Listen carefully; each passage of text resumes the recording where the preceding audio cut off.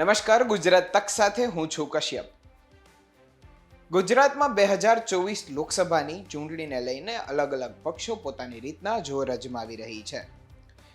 ભાજપનો ભરતી મેળો ચાલુ છે અને કોંગ્રેસમાંથી નેતાઓ ભાજપમાં આવી રહ્યા છે.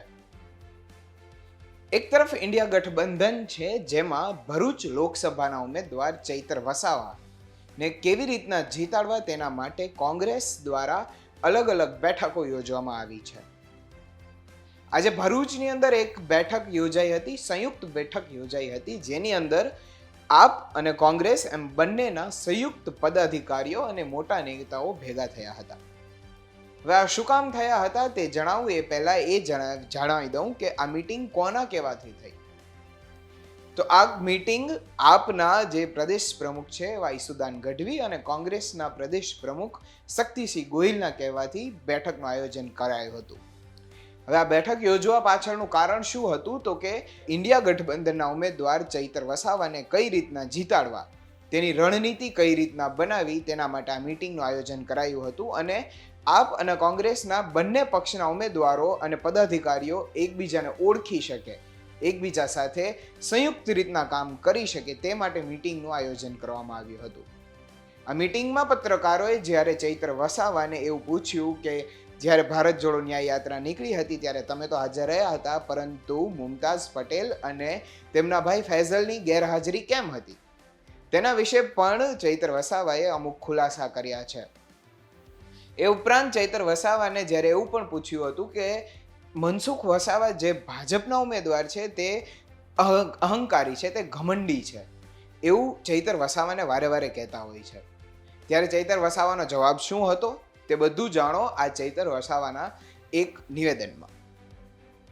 આજે કોંગ્રેસ પ્રદેશ પ્રમુખ શક્તિસિંહ ગોહિલજી, આમ આદમી પાર્ટીના પ્રદેશ પ્રમુખ ઈસુદાન ગઢવીજીની સૂચનાથી ભરૂચ જિલ્લા કોંગ્રેસ જિલ્લા અધ્યક્ષ રાજેન્દ્રસિંહ રાણાજીના અધ્યક્ષસ્થાને આજે અમારી સંયુક્ત મિટિંગ હતી. તમે જોયું હશે, કોંગ્રેસના તમામ અગ્રણીઓ, તમામ પદાધિકારીઓ, તમામ હોદ્દેદારો હાજર હતા. સાથે સાથે આમ આદમી પાર્ટીના પણ હોદ્દેદારો અહીંયા હાજર હતા. એકબીજા સાથે અમે તંદુરસ્ત ચર્ચા કરી છે, સંવાદ કર્યો છે અને આવનાર લોકસભામાં અમે મજબૂત રણનીતિ બનાવીને આ લોકસભામાં ઉતરવાના છે અને અમે આ લોકસભા આવનાર દિવસોમાં જીતવાના છે. ચેતરભાઈ, હાલની અંદર મહેશભાઈ વસાવા ભાજપમાં જોડાઈ ગયા છે, છોટુભાઈ બી કહે છે કે હું પણ લડીશ, તો આ જે આદિવાસી મતનો છે તેનું વિભાજન નહીં થાય? આજે ચૈતરભાઈ વસાવા ગઠબંધનના ઉમેદવાર હોવાથી ભાજપ સમગ્ર ભરૂચમાં તોડજોડની રાજનીતિ કરી રહી છે, લોભામણી લાલચો આપી રહી છે. મહેશભાઈ હોય, કોંગ્રેસના આગેવાનો હોય, આમ આદમી પાર્ટીના આગેવાનો હોય, એમને તોડીને આજે ચૈતરભાઈને હરાવવા માટેની આખી રણનીતિ બની રહી છે. પરંતુ ચૈતરભાઈ સાથે કોંગ્રેસના તમામ દિગ્ગજ આગેવાનો છે, આમ આદમી પાર્ટીના વફાદાર કાર્યકરો છે. માત્ર ચૈતરભાઈ નહીં પણ સમગ્ર લોકો અમે એક ટીમ બનીને લોકસભામાં મહેનત કરી રહ્યા છે અને અમને ભરૂચ સંસદીય ક્ષેત્રમાં આવતા લોકો પર પૂરો ભરોસો છે કે અમારા પર એકવાર વિશ્વાસ મૂકશે અને આ લોકસભા અમે જીતીશું. મનસુખભાઈ બી કેટલા વખતથી આક્ષેપો કરી રહ્યા છે તમારી ઉપર, તમને ઘમંડી પણ કહી રહ્યા છે, એ બાબતમાં આપણું શું? મનસુખભાઈ વડીલ છે, 30 વર્ષથી આ વિસ્તારનું પ્રતિનિધિત્વ કરે છે, સિનિયર છે. એમણે મારા વ્યક્તિગત ટિપ્પણી કરતાં 30 વર્ષમાં એમણે ભરૂચ સંસદીય ક્ષેત્રમાં કેટલા લોકોના કામ કર્યા છે, પોતે કેટલી કાર્યાલય ચાલુ છે પોતાની, એની વાત કરવી જોઈએ.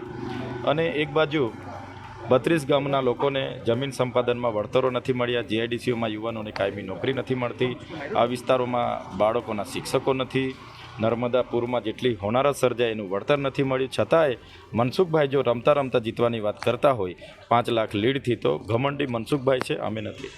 હમણાં રાહુલ ગાંધીની જે યાત્રા આવી હતી તેની અંદર ફૈઝલભાઈ બી નહોતા અને મુમતાજબેન બી નહોતા, શું લાગે છે, નારાજગી છે હજુ પણ? અમે બધા સાથે જ છે. આવનાર દિવસોમાં ચૂંટણીનું જાહેરનામું આવશે, ફૈઝલભાઈ, મુમતાજબેન પણ અમારી સાથે પ્રચારમાં હશે. અમે એક આખી ટીમ બનીને ઉતરવાના છે. જે દિવસે રાહુલ ગાંધીજીની ન્યાય યાત્રા હતી એ દિલ્હી એમના અંગત કારણોસર હતા અને આવી નથી શક્યા, પણ અમારી આગળ પણ મુલાકાત થઈ છે અને ટેલિફોનિક વાત પણ થઈ છે. અમે બધા સાથે રહીને ઉતરવાના છે. સ્વર્ગીય અહેમદ પટેલ સાહેબને આ સીટ જીતી અર્પણ કરીને અમે શ્રદ્ધાંજલિ આપવાના છે. 32 ગામના ખેડૂતો માટે તમારો શું પ્રયાસ રહેશે જે લોકો જમીન ગુમાવી છે હાઈવેમાં? જે વડોદરા બોમ્બેનો નેશનલ હાઈવે અહીંથી જાય છે એમાં નવસારી, સુરત અને વલસાડના ખેડૂતોને પ્રતિ સ્ક્વેર મીટરે 900 રૂપિયાનું ચૂકવણું કરી દેવામાં આવ્યું છે.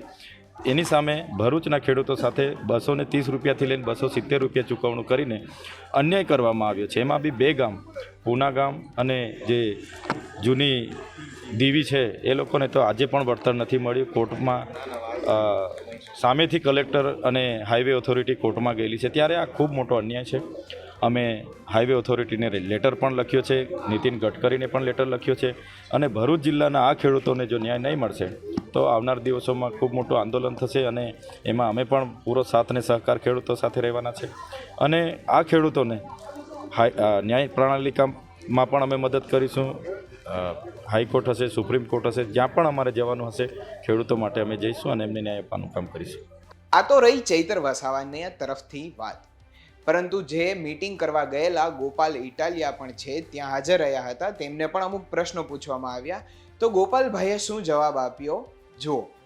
આજ રોજ ભરૂચ જિલ્લા કોંગ્રેસ સમિતિ દ્વારા એક સંયુક્ત મિટિંગનું આયોજન કરવામાં આવ્યું હતું. જે રીતે રાષ્ટ્રીય સ્તરે આમ આદમી પાર્ટી અને ભારતીય રાષ્ટ્રીય કોંગ્રેસ પાર્ટીનું એક ઇન્ડિયા ગઠબંધન થયું છે, અને ઇન્ડિયા ગઠબંધનના સંયુક્ત ઉમેદવાર તરીકે શ્રી ચૈતરભાઈ વસાવા ઉમેદવાર તરીકે જાહેર થયા છે, ત્યારે બંને પાર્ટીના કાર્યકર્તાઓની અંદર આમને સામને સંકલન જળવાઈ રહે, ચૈતરભાઈને કોંગ્રેસ પાર્ટીના સૌ કાર્યકર્તાઓ, પદાધિકારીઓનો પરિચય થાય, અને આવનારા દિવસોમાં ભરૂચ લોકસભા વિસ્તારમાં ચૂંટણી પ્રચાર કે ચૂંટણી રિલેટેડ કોઈ પણ કામગીરી કરવામાં બંને પક્ષના કાર્યકર્તાઓ, નેતાઓ, પદાધિકારીઓનું આયોજન અને સંકલન જળવાઈ રહે તે સારું થઈ અને આજે ભરૂચમાં એક સરસ મજાની મિટિંગનું આયોજન કરવામાં આવ્યું હતું.